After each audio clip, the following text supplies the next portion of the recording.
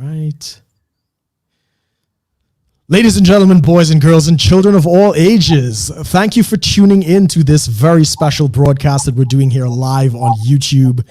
For those of you who don't know, I'm joined by this fabulous young lady, Greta Aurora, who is of many distinctions, the goddess of the underworld included in one of her titles. Greta, how are you doing? Thank you so much for coming on the show today. Hi, thank you so much for having me. Yeah, I'm doing quite good, making the most of lockdown and everything. That's right, because England is still in lockdown at this time, right? Yeah, we're coming out of lockdown next week. Oh, hopefully. Well, you're looking very good, and you're keeping up your spirits as best you can. Again, thank you for taking the time. So for those of you who don't know, Greta and I had a brief encounter on Twitter. We've only recently connected on Twitter. And I was absolutely captivated by some of her video work on matters of masculinity, femininity, anti-feminism, and all these things. And for those who know, on my channel, I've done a couple of interviews with a couple anti-feminists and people dealing with men's mental health. So I knew she'd be a perfect fit. So Greta, would you just take a moment and just share a little bit about where you come from? And a little bit of your process of coming to England and where you are now. So I'm originally from Hungary. That's where I lived until I was 19. And then I moved to London just the summer after I finished secondary school to go to university. And I studied biological sciences. Then I did a master's in science, technology, and society, which is a combination of social science, science communication, history and philosophy of science, that sort of thing. Wow. And I worked briefly as a science journalist. And that's what always interested me about science, actually communicating it to the public using popular, easy to understand language. Absolutely. What, if you don't mind me asking, what university did you go to? University College London. Oh, fantastic. Yeah, good school. Good school. And you did say that you moved out here when you were 19 years old. Yes. That is phenomenally brave. And you, from our previous discussion, you're here by yourself. You came here to go to school and you haven't left, obviously. So well, I spent a year in the US too, in between. So oh, really? Yeah. Where were you in the US? Mostly on the West Coast, but I've traveled all around the country. Yeah, it is a beautiful country. So I assume California, like UCLA, one of those places. Fantastic. So as I mentioned in our intro, you have a very unique story in terms of some of your ideology right now. You have a real interest in masculinity, femininity, toxic masculinity, which is kind of how we connected on this whole thing. So when you were growing up as a young girl, were you always holding these views, or was there a progression? Did you grow into this kind of anti-feminist position? Obviously, my views have shifted, changed in various ways, but the core of my beliefs have not really changed, actually. I've never considered myself a feminist. The word itself just never appealed to me. I remember when I must have been about 15, 16, when I was thinking to myself that why do we even need this word? If we want equality, we already have the word equality, and we have humanism, because that's the way. When I get into debates with feminists, it always comes down to them claiming that feminism is all about equality, and then it's just so strange to me. Then just say equality. Exactly. So you didn't. I don't think feminism is very popular in Hungary to begin with. Am I right to say that? Probably not these days. No, and also because of our socialist past. Right. Women's liberation has always been a part of the political agenda, I guess, but then it hasn't really been in the forefront of people's thinking. It was just something we always took for granted, that men and women are equal and we should all be given the same opportunities. It's just something that was never a matter of conversation as I was growing up. That's probably one of the reasons I was never a feminist, because I never had any reason to believe that anyone would have stopped me pursuing. You weren't oppressed. Whatever goal I wanted to pursue. And one of the interesting things that comes up in conversation in the last few years is that we need more women in STEM fields, for example. And as I was growing up, I was into science, but all my science and maths teachers were women. So, when people say things like, yeah, but teachers don't encourage girls the way they encourage boys to go into certain fields, where when my teachers teaching those subjects were women, I mean, how could they not have encouraged me? These arguments just make no sense to me. You're exactly right. In terms of what you're sharing there, even for myself, back in Trinidad and Tobago, when I was doing sciences, I don't even think there were male teachers in the entire school. So my original science teacher was a woman. When I got to what would be secondary school, it was the physics teacher was a woman. The biology teacher was a woman. That was an all boys school, but women of the idea of feminism being that men are oppressing women. Clearly, you're seeing that reality isn't playing out as a young girl. Well, definitely not. And it was quite funny the way I realized I was actually oppressed, because I'd already been living in England for over 3 years at that point. And when I was studying science, politics didn't really matter. When you go into the lab, you look at cells, you take measurements, you make calculations. It just doesn't really matter whether you're right or left wing or whatever. Correct. And because of that, I was quite naive going into my master's. I was hoping to learn. I was there to absorb more knowledge and learn about communicating science and about history and all that. But that's not really what happened. It was very ideological and it was very opinion based. Really? And it was in the first couple of months of my master's that I was taught for the first time that women have been oppressed, and that me modeling and expressing myself that way is a form of glorifying my own oppression. Internalized misogyny or something. Yeah. Oh no. And did you complete the course of it? You hold your master's presently, so you just grinned and bared it, yeah? When I start something, I always finish it. Good on you. Just thought I'd stick with it. And it was an interesting experience. I did meet some great people. There's one friend in particular who's one of my closest friends that I met on that course. And also I did learn a lot about the world and also about myself. And I don't regret it. Like there are times when I think I would have been better off studying psychology, for example. Right. But at the same time, though, I'm not sure I would have become the person I am today if I hadn't had that experience, because it opened my eyes to a lot of the things that I've been since researching and writing about. And for example, I did my dissertation in 2016 about the election, the primary campaign. Which election in which country? The U.S. election. The U.S. election. Oh, Trump. Yeah. Okay, right. Yeah, and I kind of predicted it was. So I started my research during the primary campaign, and I think I finished it around the same time the nomination was announced.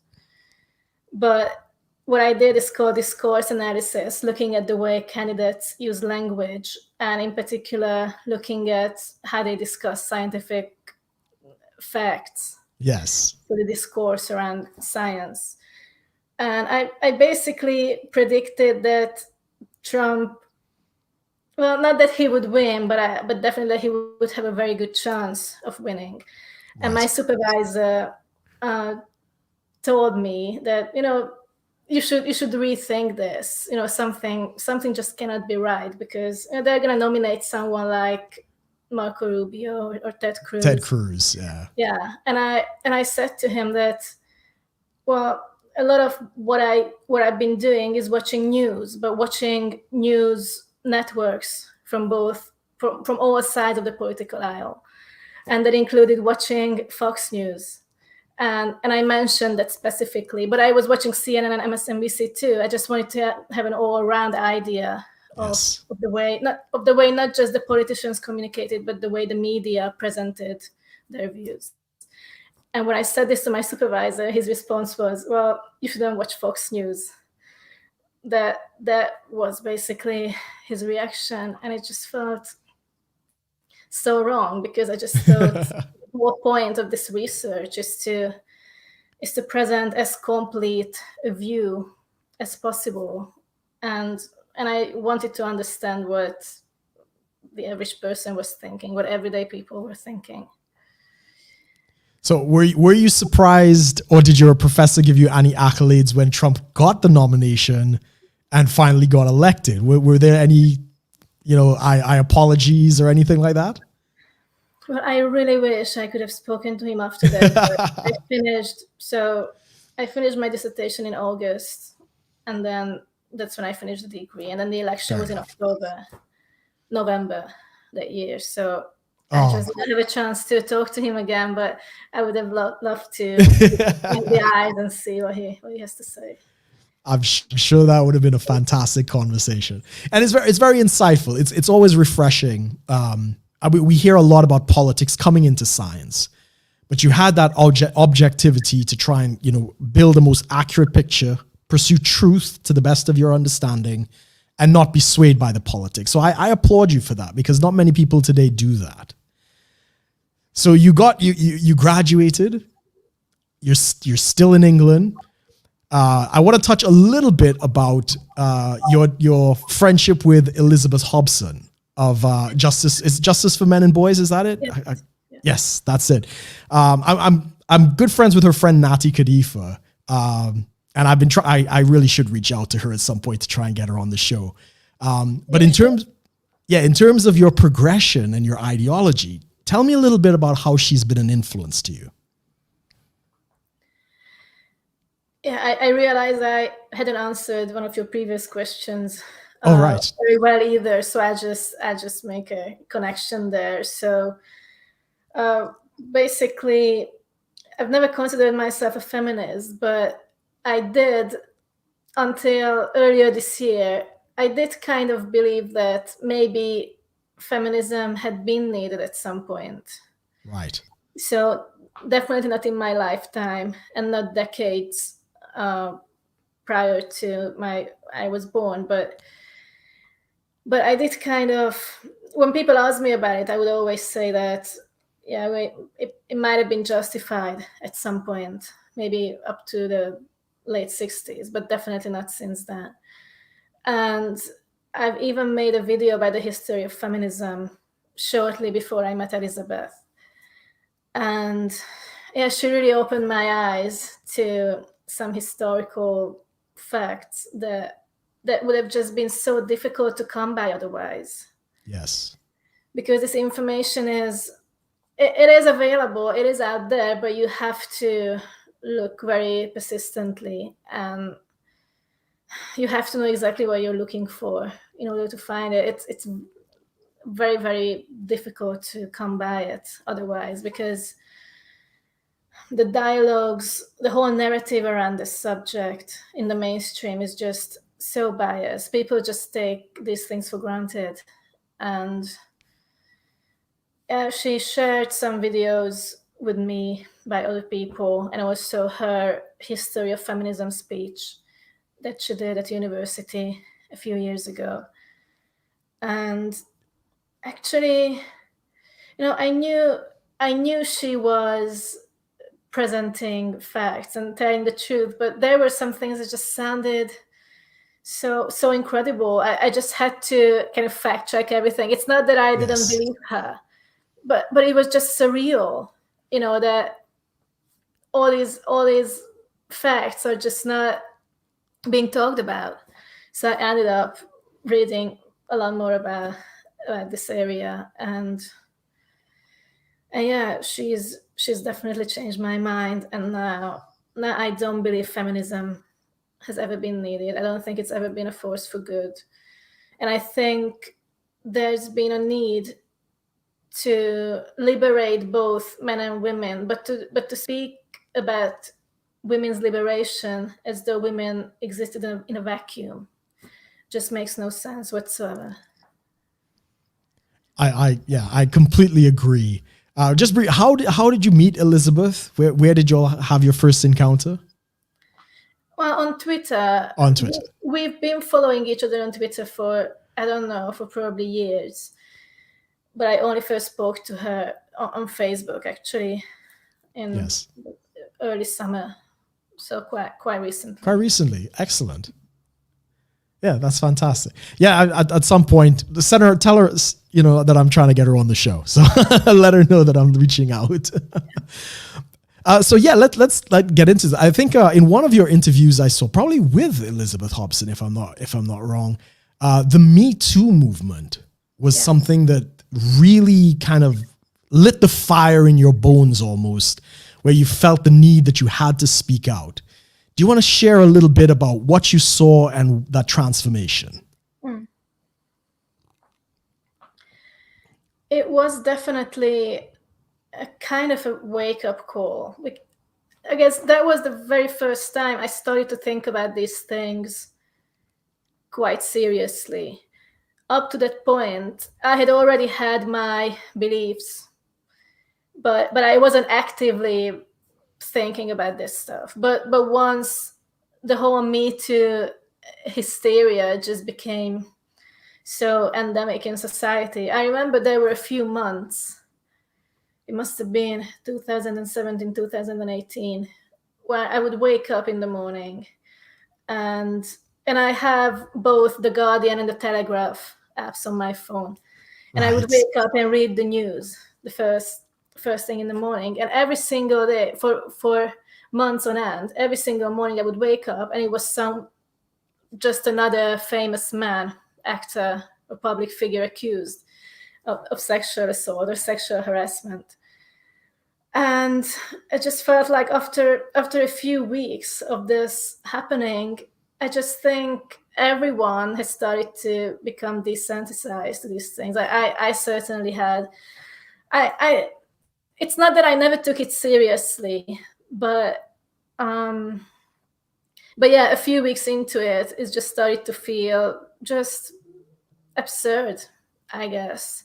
And I got to a point where I was just wondering whether I was going crazy or everyone else, because there was just no way I was the only person thinking the thoughts I was thinking. That like flirting with a woman or even saying the wrong thing does not equal rape or sexual assault. Yeah, but then you had celebrities like Alyssa Milano, Rose McGowan, who would say that rape and milder forms of sexual harassment are all cancer. They're just different types of cancer, different stages of cancer. Right. Which is just so ridiculous, because I think what it does is it belittles the experience of actual rape survivors. And I think we have also undefined the word rape. Yes. Let alone sexual assault and sexual harassment. But anyway, it just felt really, really weird to me that people, even men, would agree with this stuff. And I started looking into it. Like I started to actively seek out opinions that were similar to mine. And I discovered some journalists, authors, who were expressing views similar to mine. And that was the time I started to write about this. I was writing for the Daily Caller, which is an American blog, for a few months. And then I'm also a poet. I've been writing poetry for many years, and I published a poetry collection in 2018, which was quite anti-feminist. That was the first Yes. time. That was the first time I started to actively explore the femme fatale archetype. It's always been in my work. I've also written novels and essays and songs and all kinds of things. So the femme fatale has always been an important character figure in my work. But during the Me Too movement, there was this incident in particular where a beautiful pre-Raphaelite painting called Hylas and the Nymphs by John William Waterhouse was removed from the Manchester Art Gallery to start a conversation. Yeah. But they I think I literally remember removed that. the painting because what it represents is so it depicts this Greek hero approaching a pond, and in the pond there are these gorgeous women who are water nymphs, Yes. and their job is to lure men to their deaths. Yes. And they're kind of inviting him in to the water, and he's kneeling down and reaching towards them. And it's an incredibly beautiful painting. I love the pre-Raphaelites. And they removed, Me Too activists successfully got the gallery to remove it by saying that it furthers the view of women as, well, they were basically saying that the femme fatale is a misogynist idea Right. because it objectifies women and treats women as evil and manipulative, which of course many women are, Sure. many people are. Yes. And there's a reason why we have archetypes like the femme fatale. And then I was writing for the Daily Caller at that point, and I actually wrote an article about why I thought the feminists were inherently against the idea of the femme fatale. And the conclusion I reached is that feminists have such trouble with this archetype because what it does, it represents a very uniquely feminine power. Yes. And feminists refuse to acknowledge the existence of that power. In women. Because what they do is they glorify masculine power, and they will say masculinity is toxic and discourage masculine traits in men, but then they will encourage those same traits in women. And everything is about masculine power for them.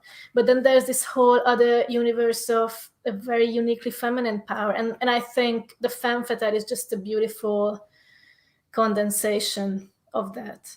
And they're just so confused by it. They're so paranoid because they just don't know what to do with it. And they try to destroy it.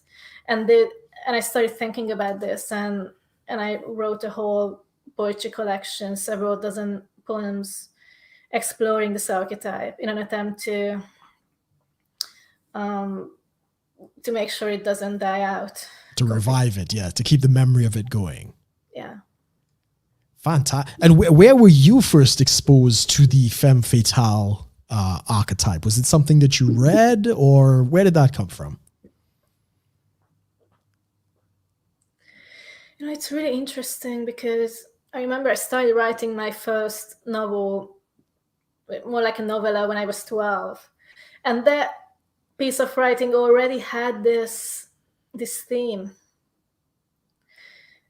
So if I want to go even further back than that, well, you know, I really don't know. It's always been, it might be a shadow side of my personality that's kind of there in the unconscious, and it might be there in dreams, and it somehow inspires me on some level, and I kind of express it through my work, not in my personal life. Let's hope not.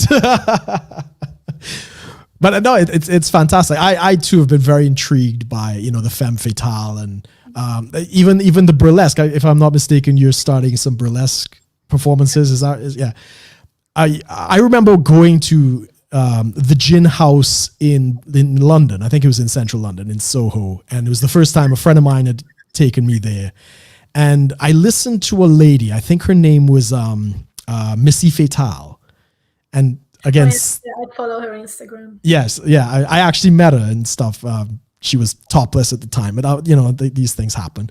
And she did the performance, and she spoke about how, the burlesque and using the sexuality of a woman and controlling the amount of exposure that a man can see was, is a uniquely feminine power. And, it was beautiful to see her. She did the performance, and she did her entire set. And it's so lost in today's narrative. That type of art form of it really expressing femininity and the strength and power that femininity has, it's been lost on the annals of time, where we have this narrative now that you can't be anything but a victim. And obviously that never resonated with you. And I'm glad to see a lot of women are not buying into it either. Would you agree with that? Yeah, definitely. I've always been a huge fan of burlesque, exactly because of its symbolism. And I mean, I view it as a more glamorous form of stripping, but at the end of the day, it is pretty much, it is stripping. But what really fascinates me about that is that it just doesn't carry the same power if a man does it. It's true. Only a woman could do it. And Camille Paglia has written a lot about it, and I just love her analysis.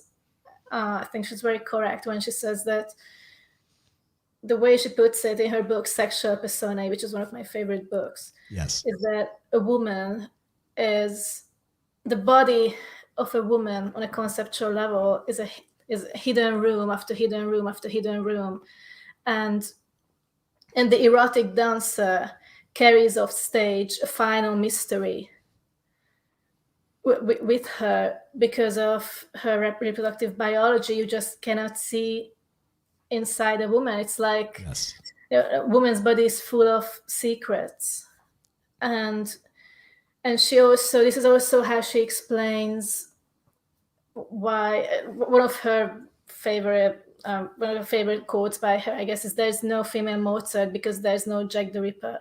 And he also talks about violence, like really gruesome serial killers, murders of women, when the woman is emboweled and like all that. And the way she interprets that, it's not that women don't commit those kinds of crimes. We have known women, some women, to have committed those crimes, but it's disproportionately men who do that to women. And the way she explains it is that on an unconscious level, the man tries to defeat nature. It's like a very extreme form of this frustration that manifests itself as extreme aggression, just wanting to know the unknown. Yes. And wanting to reveal it. I mean, I could not agree more. What was the name of the book? Sexual Personae. Is that? Yeah. Yes, I'll have to add that to my list. But yeah, I mean, you've been around recently with the university and the Me Too movement, and the tension between the sexes has probably never been more divided. I think men are very confused. They don't know what they can say. No more catcalling. Do you approach? Do you not approach?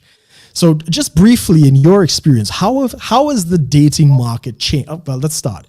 Are you going to break some hearts? Are you dating anybody at the moment? Lockdown makes it difficult. Okay, fair enough. Hear that, guys? You still got a chance. But how have you seen the dating world transformed with this influx of feminine ideology? I can't really talk about a transformation because, okay, well, if I look at what has changed in the last 3 years, well, to be honest, the kinds of men I'm around are not really influenced by this stuff. That's good. Much. Yeah, in my personal everyday experience, I don't think I've noticed any major change.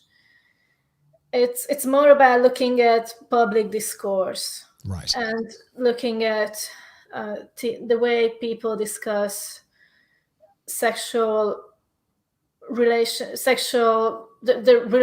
between the sexes in in the media. I guess that's what has definitely changed a lot. And I imagine it would definitely have an impact on young people, perhaps the generation that came of age during the Me Too era. But yeah, I guess my generation and the men who are older, they there must be a level of paranoia, which I perfectly understand. You know, it must be a daunting experience for a man in many ways, and I've spoken about it in my most recent video, which is about sex in the post Me Too world. Yes. And that's how I actually start the video, by saying that if you're a man and you had sex with a woman in the last 3 years, I admire your courage. Yes. Because I do think it takes a certain level of courage. But again, men like danger. I guess it has to do with Some men. Obviously, this is not the ideal type Yeah. of danger. This is an area that should not be dangerous. A bit of mystery is okay, you know. Having that real, if we're going to talk about masculine feminine dynamics, you know, having the sort of the chase that a lot of men and Yes. women enjoy. Not all men and women, and I always try to avoid Generalizations. But Yeah. a lot of men enjoy that, and that's the exact thing Me Too has been trying hard to get rid of, which is something that has been part of the male-female dynamic for all of human history. Yes. I would guess. I completely get it. Seduction. Yeah. The art of seduction. You know, when it's done well, it's electric. It's something, you know, it's fiery. And it could bring attention to a room when a man and a woman are engaged in that very seductive dance of words and eye contact and everything else. I love it. I mean, but you're right. I was just smiling because I thought of this quote by Andrea Dworkin. I think it was her. She says that the difference between rape and seduction is that in seduction, the rapist bothers to buy you a bottle of wine. Just how horrible is that? And this was decades before Me Too, by the way. She must have said it in the 80s or 90s. Yeah, that's probably. I mean, I grew up in the early 2000s and stuff like that. I was into the whole dating culture, you know, so all the pickup artists and stuff like that. Reading of the great seducers, you know, Lord Byron and, you know, Don Juan DeMarco and all these types of things.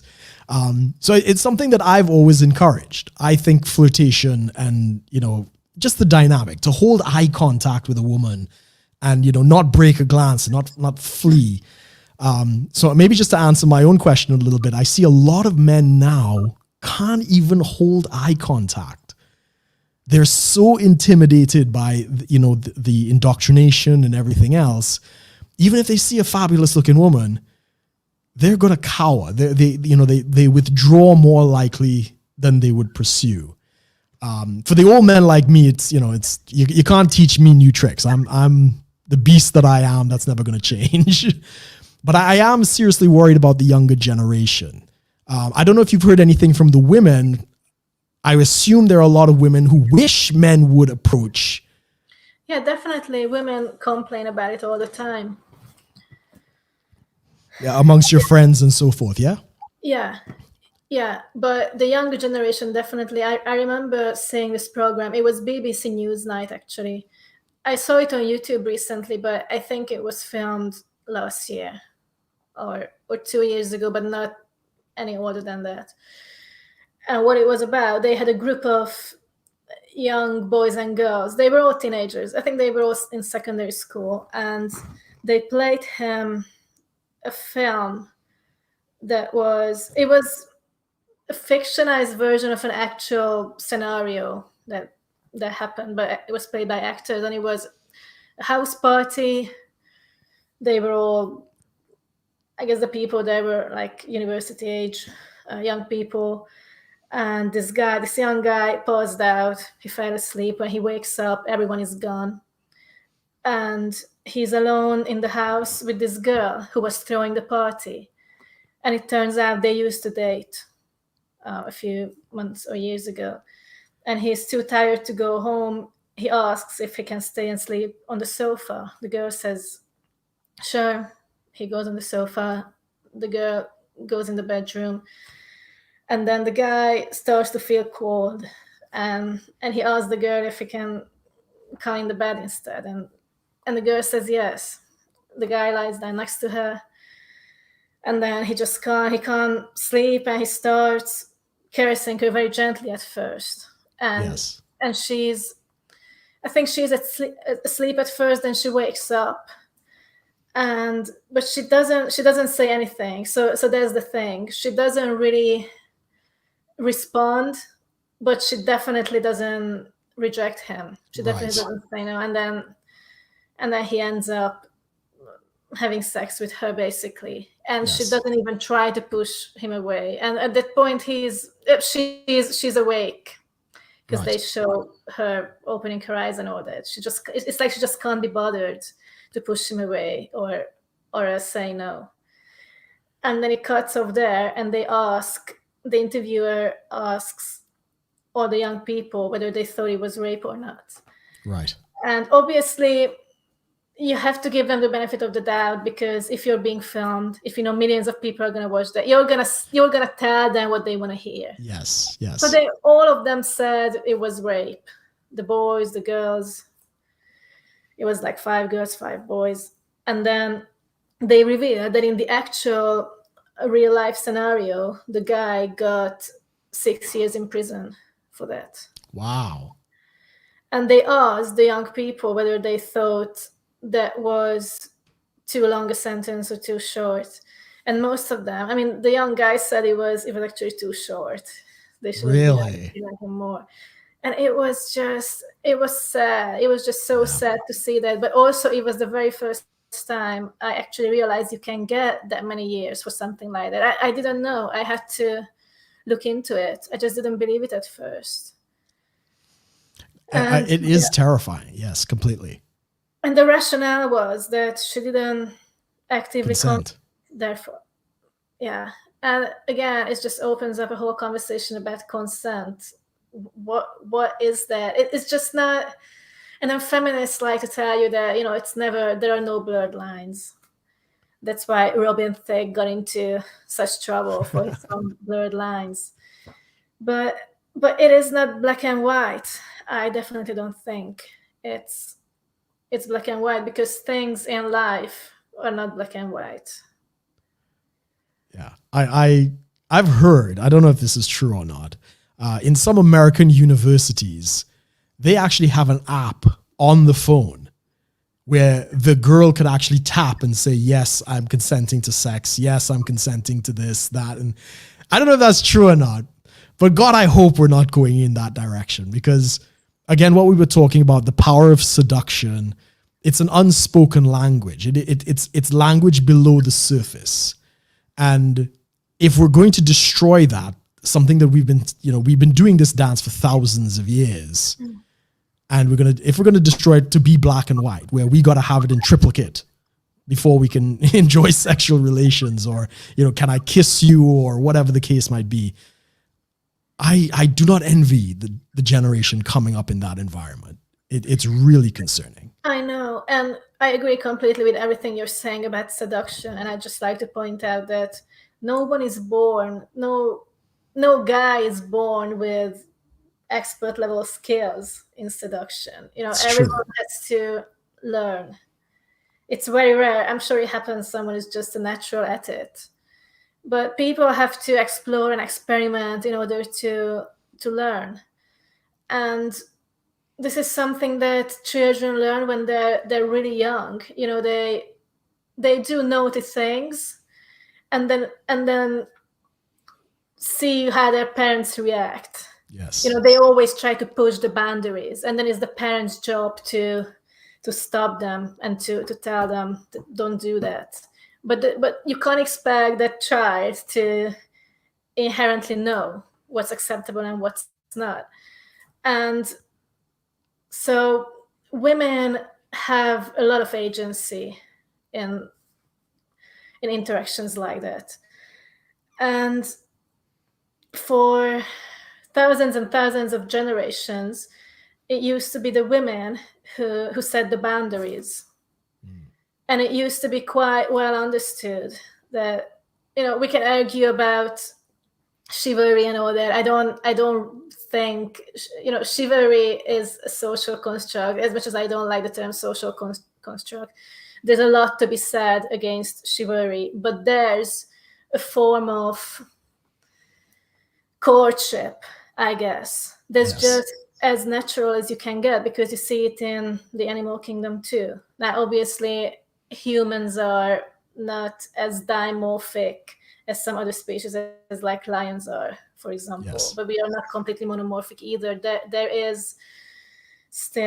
are still differences between the sexes. We can argue about how significant those are. But at the end of the day, for generations and generations, it was the women who set the boundaries. The men had to impress women to have access. Then feminism comes into the picture, and they, on the one hand, they tell women that they're really weak, they're victims of the patriarchy, and they've been oppressed. And then they also tell them that they should have sex like men. That's pretty much what sexual liberation is about. That their way of defeating the patriarchy is basically for women, to empower women to do what they want to do with their bodies, have as much sex with strangers as possible. And these are very, very conflicting messages to send women and men, because studies have consistently showed that women just don't find casual sex as satisfying as men do. And men often regret one night stands too. Like, there's lots of statistics showing that women just regret it more often. Correct. And so you can't, and then now there's this obsession with consent, which obviously consent is important, but again, it's not black and white. So on the one hand, they're telling women that they should have sex like men, but on the other hand, it's only a man who can rape a woman, and the woman has to consent at every single stage, and the man has to seek, how do they put it? Not passionate consent. What was the phrase they use? Enthusiastic consent. Right, yes. Yeah. Which interferes with this age-old dynamic where you have this chase, which again, not everyone is into it. Sure. And I'm not saying that's the only way and everyone should embrace that, but that's like the norm. That used to be the norm, I guess. And the chase involves a certain level of persuasion. Yes. Like that Christmas song that they banned a few years ago, "Baby, It's Cold Outside." I was just going to say that. Yeah, and things like that. But the reason for that is also because women have traditionally been taught to act innocent, which obviously feminism has tried to discourage women of acting that way, because they perceive that as weakness. Yeah. But that, in a sense, has served a purpose too. And part of it is that you want to test the persistence of that man. You want him to pursue you because you want to make sure he's serious. And enthusiastic consent might not feel natural and right to a lot of women. This is an extremely sensitive topic. Yes, of course. Yeah, but it's true. I could get into serious trouble for saying these things, but but some women could feel that they're acting sluttish. I guess that's what it is. Yes. If they're too enthusiastic about it, because their upbringing might have, they might have been taught, or maybe again, on an archetypal level, there are women who are naturally drawn to that, who are more at the extreme of the masculine feminine scale. There are really extremely feminine women, and they like that dance of masculine strength and feminine, not fragility, but I guess a form of sensuality, which comes with a certain level of vulnerability, but it's all done on purpose. It's not weakness. It's not weakness, and there's that nuance there that obviously feminists just don't get. Absolutely. I love how you've put it, and you're exactly right, and I completely agree. And it would be a shame if the art of seduction and all of these things are destroyed because of feminist ideology. Just to kind of touch on a couple of things that you raised in your point, maybe could you define what you think like the feminine energy is? What is the feminine archetype? And then we'll do one for men. What is the masculine? But let's start with the feminine. Very tough much question. Well, I have to refer back to wisdom that's thousands and thousands of years old. I'm very much into Greek mythology. Oh, good. And I think the best, on one end of the spectrum, you have Aphrodite. Yeah. You could think of Aphrodite as a form of hyper-femininity. But then that's not the sensual, teasing and playful aspect of beauty and femininity. That's not the only way of being a woman. That's important to point out. Yes. Because, for example, there are the virgin goddesses. Athena, Artemis, Hestia are the most famous ones. And when you treat these virgin goddesses as archetypes, for example, when you see them in women, what their virginity represents in an everyday sense is independence. And okay, I'll come back to Aphrodite, but I just want to make a bit of a segue here. Because the concept of virginity in a conceptual sense is something that I always thought it should appeal to feminists. Because, and I've tweeted about this, and a lot of feminists discovered those tweets. The insults I received, that was incredible. But basically, virginity in a symbolic sense represents that which doesn't belong to man. And the goddess Athena, who's the goddess of wisdom and strategy in war, she is the patroness of Athens, the Greek capital. And the reason they chose her and other virgin goddesses as patronesses for cities is because their virginity represented the impenetrability of the city. Yes. Which is, I think it's just so beautiful. It's just empowering. So and it makes so much sense. Yes. But at the same, but feminists want to encourage promiscuity in women, which I don't really. But at the same time, there's this obsession with consent. I can't even follow it. I just really don't get it. But anyway, back to Aphrodite. So I just made this segue to point out that there are other ways of being a woman, and I'm not saying either is good or bad. But Aphrodite would probably be on the extreme feminine end of the scale. And then what we would probably define as extreme masculine would be Ares on the other end of the spectrum, the god of war. Yes. And what's interesting is that they had a passionate affair, Aphrodite and Ares, an extramarital affair. And out of their union was born harmony and some other gods and goddesses. But I just think, again, that's just so beautiful. I think the ancient Greeks got a lot of these things right on a very profound level.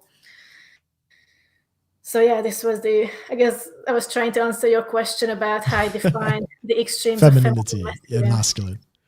No, it's brilliant. It's brilliant. I love that you went into the Greek mythology.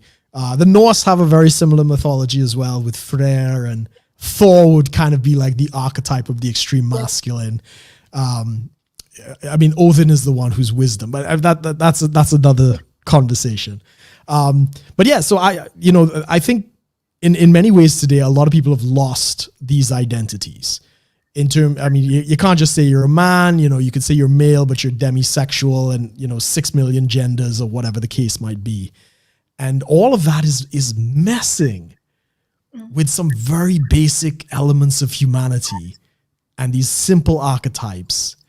And I mean, for me, I'm very concerned. I'm seeing, I don't know if you've heard about the MGTOW movement. Yeah, of course. Of course. The MGTOW movement. I'm seeing a lot more people kind of a lot of men coming to that place where they just don't think that it's worth it anymore. Women are too much trouble. It's too much hassle.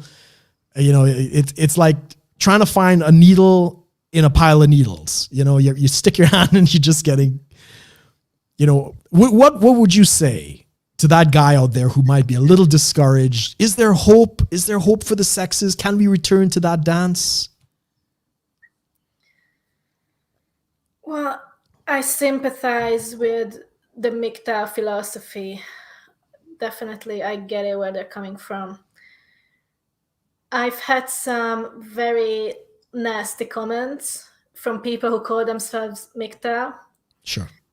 Who are extremely suspicious of me as a woman speaking out against feminism. They think I have some kind of an ulterior motive, which I have no idea what that would be. What I usually say jokingly is they might think I do it to get laid. Like I just have no idea what they're thinking I'm trying to achieve or what I'm trying to manipulate them into. But I do empathize with them and I understand where they're coming from. If I was a man, I would probably embrace that philosophy. I could see myself doing that. Whether I think we can return to this dance, well, I'm quite pessimistic about the future of Western civilization. The way I view history is not as a linear thread going from the past to the future, but I see it working in cycles. And what I actually think is that there's nothing very new about this confusion around gender and sex roles and gender fluidity and all that. We've seen, and Camille Paglia talks a lot about this in Italy. Yes. This is something that we see towards the end of the cycle of the civilization, when the ultimate collapse is approached. Yes. The orgies in ancient Rome, the rise of homosexuality, and there's nothing wrong with homosexuality or anyone in the LGBTQ, whatever, I'm very tolerant. The alphabet people, yes. We love the alphabet people. Yeah, so that's okay. If someone is like that, we should accept it. I don't think we should encourage it. So what happened in ancient Greece? Although in Greece, it was it was slightly different though, because in Greece, the rise of homosexuality and pederasty, basically love between all the men who mentored young boys, that coincided with the peak of their civilization. But at that point, men were still masculine. There's just no way we could get our head around what they were thinking, by encouraging young boys. It is very messed up. Yes. But the point is that at the peak of their civilization, men were still depicted in very masculine ways, as warriors, as soldiers. Yeah. And then what we always see towards the late stage of civilizations is that these masculine figures become softer and softer, more and more feminine. And then at the very end, you can hardly differentiate between men and women anymore. And this happened in Rome too. Yes. This happened even in Britain in the time of Oscar Wilde. Yeah. Where it was quite, being this flamboyant gay scene was very much embraced by the mainstream at that time too. And again, there's nothing, I can't emphasize this enough, there's nothing wrong with being gay. But when it comes to a confusion about gender, and this experimentation with gender, that's just there just seems to be something very sinister, and I think it's a symptom of a culture losing faith and in its values and in an objective truth and reality. When you can no longer define what a man and a woman is, You've lost the foundation. that's the end. Yeah, yeah, and it's and I do think it is just a symptom of a culture having no fundamental underlying values anymore, and that's what we see. That's what we've been seeing in recent years in the US and in the UK, increasingly in other parts of Europe. People just calling for the downfall of Western civilization, like they're not even trying to conceal their intent anymore. That's pretty heavy. That's a very black-pilled expression. I share your concerns. The decadent era of the Roman Empire, we saw a lot of this sort of thing, in history. The glorification of not only sexual blurred lines, but also a lot of frivolous things. F's suddenly becoming world famous, like they glorified food and pleasure. Yeah, we're seeing all of those traits going on now. I'm trying to be optimistic. I didn't come from Trinidad and Tobago to come to the UK to watch the islands sink. But I agree. It's not looking good, especially for the young people. But this is why people like yourself and other people who are speaking out against this ideology are so important. And we want to give people like you and others as a bigger voice as possible, because young men and women need to understand that this ideology is not serving their best interest for now or even into the future. Do you feel like that's part of the reason? I know you started your YouTube channel and you've been putting out content. Is that part of what you want to do? You want to try and reach people? yeah, definitely. Yeah. Yeah, because I remember what it was like at the start of the Me Too era when I just felt so confused Yes. and lost because I had no one to talk to who shared the same opinions. And well, on the one hand, I want people who already agree with me to feel like they're not alone. Yes. And I see myself as a communicator, I guess. And also as a creative person, as an artist, I just feel like my mission is to express in various ways the very things a lot of people are thinking, but might not have either the vocabulary or just the means to express it publicly, or they might be outright terrified because they worry about losing their job and things like that. So, and I also like the idea of creating a community of like-minded people. When I say community, I don't want it to be an echo chamber, because I do value people with opposing opinions too, and I like debate too. Good. But yeah. In that respect, I think what you're doing, what Elizabeth, Nati, and all of these other, MRA people, the honey badgers, for instance, it's no longer in the shadows. It's becoming more mainstream. I saw that even you did an interview with Paul Elam, didn't you? Yeah. Yeah. You want to share a little bit about that? How did that come together? Well, I think it's been by far the best interview I've ever done. I'm so Excellent. happy with it, because I think I've managed to show a more emotional side of him, because towards the end, in like the last, we were talking for over an hour, but in the last 10-15 minutes, it was just before the US election. It was a few weeks before the election. Yes. And we ended up talking about the same things we just talked about the fall of civilization and the riots and all that. And we got to a point where I was on the brink of tears, telling him just how depressed I was. Well, not exactly like that, but like Sure. basically saying that, it's just horrible to see the world go to hell like this. And he was the one trying to comfort me by telling me that, well, this doesn't have to be the end of it. It doesn't actually has to completely collapse in our lifetime. And it was kind of funny actually watching it back too. So yeah, I'm really pleased with it. I think we managed to cover a lot of different topics in just over an hour, and we agreed about. I do agree with him about most things. He has the courage to say things. It's not the things he says, but the way he says them. Way he says it, yes. But then it's obviously very controversial at times. But then that's why people listen to him. That's why he's become so successful at what he does, because that's a good way to capture people's attention, by just saying something really outrageous, and then you've got their attention, and then you can talk to them, then you can really engage with them. I wish I had the courage to do what he does. Me too. But yeah, I really admire the work that he's done. I was first exposed to him in Cassie J's The Red Pill.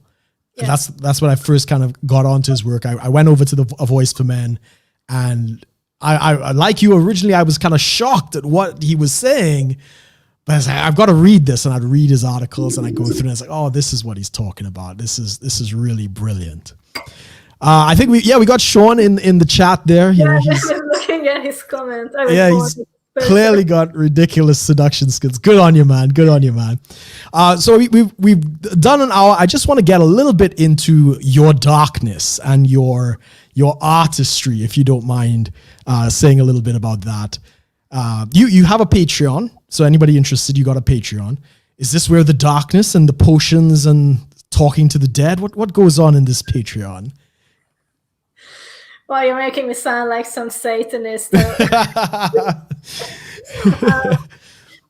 Well, yeah, so what I do on Patreon, the way I describe it is dark sensuality. So I make these videos that are tastefully sensual and poetic.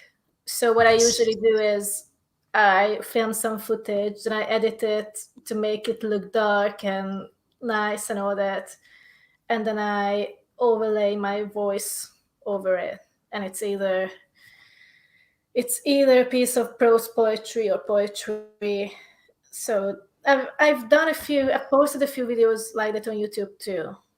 Not recently, but if you go back to April, May, I was doing some of those, as I was kind of experimenting with different editing techniques and all that. So I started getting into video editing during the first lockdown in March, actually. I really wanted to make the most of the time and learn new skills.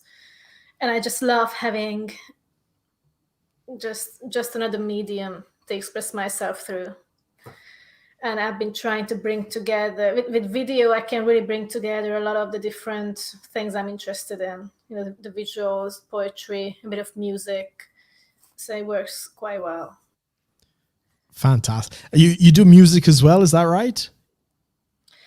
Yeah, mostly. So there's an album that's been waiting to come out.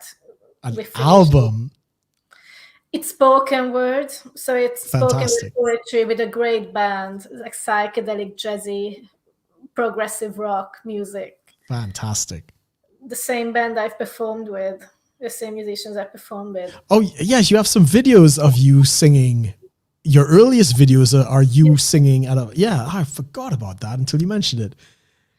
Yeah, so there's this album that we finished pretty much a year and a half ago. So it's just so ridiculous that it hasn't come out yet. But I'm hoping to release it. It's not official yet, but I'm hoping to release it on Valentine's Day next year. For next year, yeah. Hopefully. What's the name? Do we get the name? Dying Venus. Oh, sounds fantastic. And that's going to be hopefully on like iTunes, Google Play, everywhere. Spotify. Yeah. Fantastic. And I write songs too, but it's just like there aren't enough hours in the day, to do all these things. But what I want to do, I just try to express myself. I just have this drive to make sense of myself and the world, and just, express creative self-expression is what I'm passionate about. And I just decided that if I want to be really good, so I don't want to do a lot of things and then be mediocre in all of them. I just want to pick one or two things that I want to become really good at. And I really like video editing, so I'm working on that mostly at the moment. Fantastic. Well, hopefully, I know you picked up at least one subscriber from this broadcast, but as it goes on, I'm sure my people will jump on. I hope you get a lot of subscribers and a lot of success in everything that you're doing. We've crossed an hour. I didn't want to keep you longer than that. I know you're very busy. But just kind of quickly plug where people could reach you if they want to get in touch with you, and if they want to get in contact with you, maybe bring you out to perform some burlesque. How can people do that? Yeah, I have a website, gretaaurora.com, and there you'll find all the links to my other social channels. Also on YouTube, it's youtube.com/Greta Aurora, pretty straightforward. On Twitter, @Greta Aurora. You get the idea. I do believe, I think I have all of the links below. But Greta, it has been an absolute pleasure. You are a gem to talk to. Well, thank you so much for having me. Yeah, absolutely. Hopefully we could do this again. And maybe if you're in London, am I right? Yeah. Maybe if I come back out, hopefully all of us can get together sometime. That would be really something. That would be great. Yeah. So guys, ladies, gentlemen, I do thank everybody for watching. Of course, if anybody wants to get in touch with Greta and some of the amazing work that she's doing, all of the links are below. Of course, join me this Sunday for the 10K Run podcast. Oh, sorry. No, it's going to be tomorrow night. Is the 10K Run podcast. I think it's 3 p.m. GMT. My co-host has a job now, so we got to move the date. And so yeah, be sure to check that out. Links again will be in the description. So ladies and gentlemen, thank you everybody for watching. Take care, everyone. Thank you so much. Have a good night.